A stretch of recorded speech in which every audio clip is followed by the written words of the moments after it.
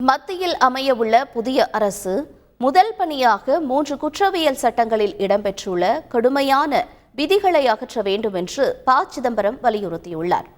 இது தொடர்பாக தனது எக்ஸ் வலைதள பக்கத்தில் பதிவிட்டுள்ள அவர், புதிய இந்திய தண்டனை சட்டம் மிகவும் அபாயகரமானது என்றும், ஏழை உழைக்கும் வர்க்கம் ஒடுக்கும் கருவியாக மாறும் என்றும் எச்சரித்துள்ளார்.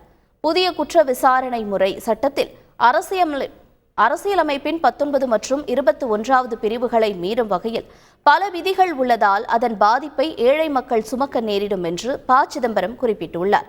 சுதந்திரம் மற்றும் தனிப்பட்ட சுதந்திரம் ஆகியவற்றை கடுமையாக கட்டுப்படுத்தும் பல விதிகள் உள்ளதாகவும் கூறியுள்ளார்.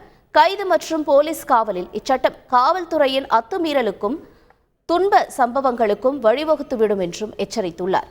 2024ஆம் ஆண்டில் அமையும் புதிய அரசு முதல் பணியாக மறுபரிசீலனை செய்து கடுமையான விதிகளை அகற்ற வேண்டும் என்று ப. சிதம்பரம் கேட்டுக் கொண்டுள்ளார்.